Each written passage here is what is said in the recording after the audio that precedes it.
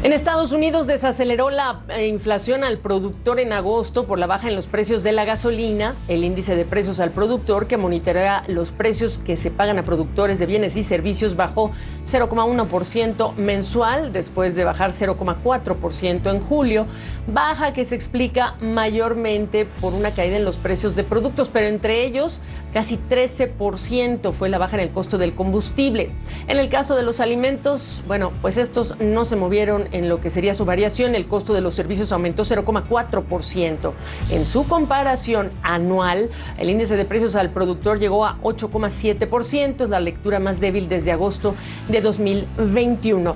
Pero definitivamente es un número elevado y llega este dato después de conocer la inflación al consumidor, que fue el dato que derrumbó a los mercados, una inflación que de hecho desaceleró menos de lo que se esperaba, y cuando lo que queda claro es que lo que han bajado sobre todo pues son los precios de la gasolina. Vamos a hablar del tema de la lucha contra la inflación y de las implicaciones de esa batalla que emprende el Banco Central estadounidense incluso para el mundo, y lo hacemos con Alfredo Cutiño, director para América Latina en Moody's Analytics. Alfredo, qué gusto saludarte. Los informes dejan claro que está subiendo el costo de la vivienda, que los alimentos, pues salir a comer o quedarse en casa no ha bajado. Y la pregunta para ti es, ¿en qué momento de este fenómeno inflacionario se encuentra Estados Unidos?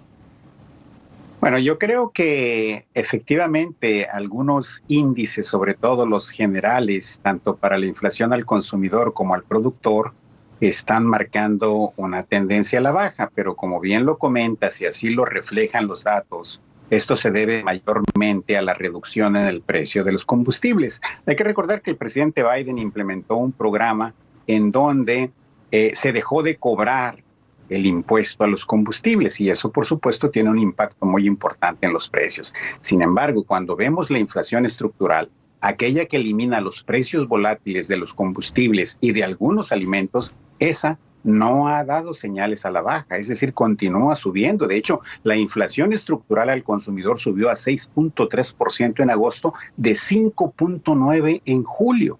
Eso quiere decir que todavía existen presiones inflacionarias en la economía de los Estados Unidos, y eso es lo que los mercados están viendo como que la implicación para la Reserva Federal, para la política monetaria, es un continuo apretamiento por el resto del año. Ahora, hay quienes ya hablan y las apuestas, digamos, permíteme el término, pues ahora ya incluyen una posible subida en la tasa de interés de referencia a la de fondos federales, ya no solamente de 75 puntos base, sino que incluso piensan que podría ser de hasta 100 puntos básicos. ¿Qué estás viendo tú? Bueno, el consenso todavía está marcando 0,75 punto porcentual, y de hecho el consenso era mayoritario hasta antes del dato de la inflación de ayer al consumidor. Efectivamente, las apuestas y la probabilidad de que se dé un aumento de 100 puntos base ha aumentado de ayer a ahora. Ahora, yo considero que dado la narrativa que han utilizado los miembros de la Reserva Federal, sobre todo en los últimos días, la probabilidad es más alta ahora. Pero creo que la Reserva Federal se va a ir por 75 puntos base para calmar un poco a los mercados. 100 puntos podría generar un choque más fuerte en los mercados financieros y, por supuesto, una reacción negativa. Pensando que este es el escenario más probable, ¿qué ecos o repercusiones anticipas ya para los distintos mercados y los emergentes y, por supuesto, América Latina? Bueno, para los Estados Unidos ya vimos que desde ayer y hoy los mercados financieros continuaron cayendo alrededor de 4% en términos acumulados. Y América Latina, en los mercados de América Latina también se continuó con una tendencia a la baja, con algunas pocas excepciones como el caso de Chile. Si la Reserva Federal aumenta 75 puntos, bueno, eso traería un poco de calma a los mercados, sobre todo a los emergentes, porque sería un aumento como se estaba esperando. Si la Reserva actúa de manera más agresiva con 100 puntos, entonces el efecto negativo sobre los mercados sería mucho mayor. Entonces, ahí podríamos esperar un desplome mucho mayor, caídas mucho mayor en los mercados latinoamericanos y, por supuesto, en el resto del mundo emergente. Tú sabes que estamos a semanas ya de las elecciones intermedias en Estados Unidos.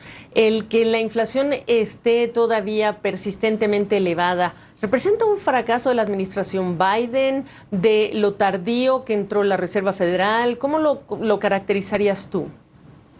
Bueno, no, yo creo que no es culpa de un gobierno en particular, porque de hecho yo creo que la administración del presidente Biden ha hecho lo posible para detener el alza de los precios. El hecho de que hayan cancelado los impuestos a los combustibles es una medida importante que está dando resultados. Ahora, estas son medidas transitorias que tienen un costo para las finanzas públicas, definitivamente.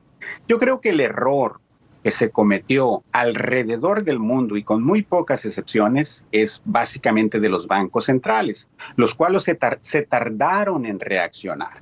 Y esa tardanza se debió básicamente a la narrativa y al error de percepción que tuvieron de haberle asignado una naturaleza transitoria a la inflación desde inicios del 2021.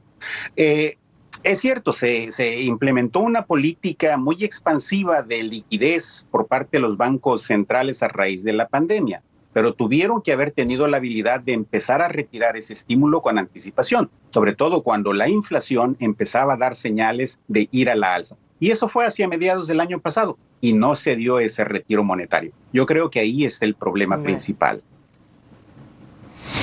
Pues Alfredo, como siempre, gracias por tu perspectiva. Un gusto saludarte, Alfredo Cutiño, Moody's Analytics. Por supuesto, un saludo para todos ustedes.